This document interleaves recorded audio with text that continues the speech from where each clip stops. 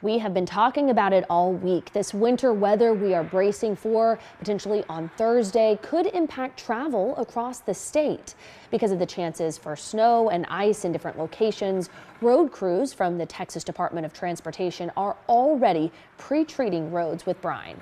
We would like to get an update now on how that work is going, as well as what other preparations are happening. So joining us right now is Brad Wheelis with TXDOT. Brad, thanks so much as always for joining us. Thank you, guys, and Happy New Year to all of us in Central Texas, right? Starting out the new year with winter weather, not something that we were expecting. Exactly, but you all always prepare for things like this. But while we're waiting for this storm to arrive potentially on Thursday, talk to us about where TXDOT is focusing some of its work on pre-treating the roads.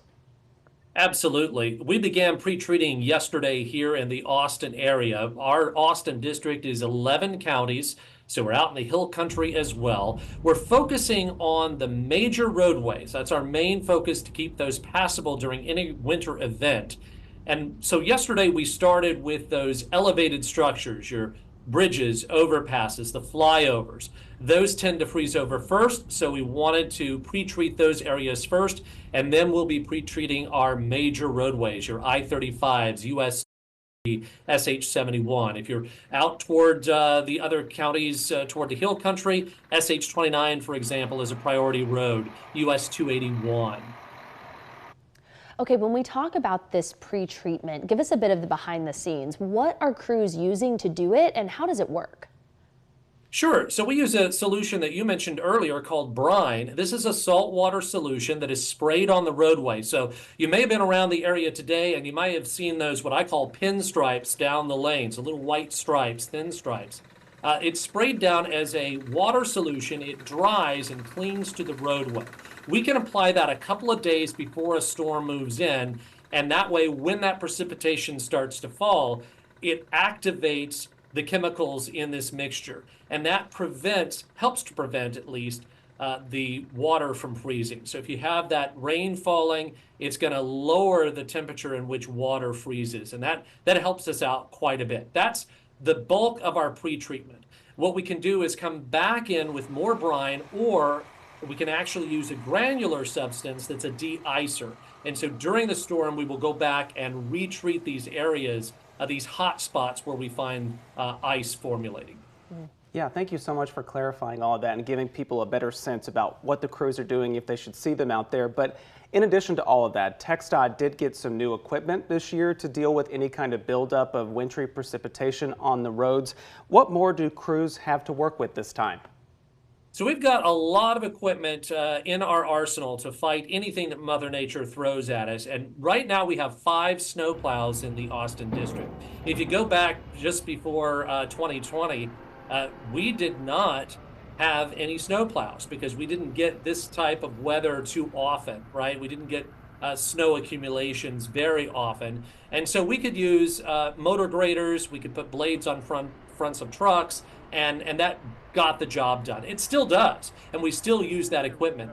But we were able to inherit some snowplows from the Amarillo district when they traded out for new snowplows. And so those come in handy. They've come in handy the past few years, where we can go in and we can move any of that either ice accumulation or snow accumulation on the ground. It has to be a significant amount for those really to be effective.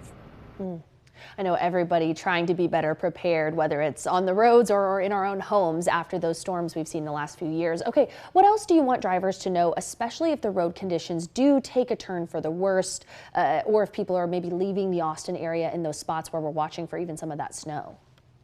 Sure. Most important thing is, if you don't have to travel during winter weather, don't. Stay put, stay at home. But if you must travel, then we want you to take extra precautions. Drive to conditions. That means slowing down on the roadways. Just because they've been treated doesn't mean you're not going to run into some slick spots there.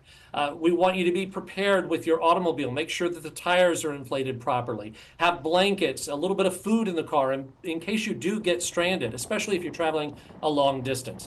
And the most important thing before you head out, if you must, know before you go log on to drivetexas.org. You can get all the latest road conditions there. I know a lot of folks watch KXAN and get road conditions in our local area as well. Drive Texas will let you branch out to the entire state to find out how those road conditions are if you must travel. Again, our job is to keep roadways open and keep them passable. Passable does not mean perfect, so there may be some slick spots out there. Avoid travel if you can. If you must get on the road, please take extra caution. We can't stress that enough.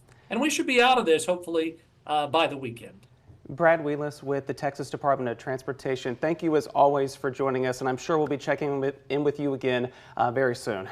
We'll see you soon. Appreciate it.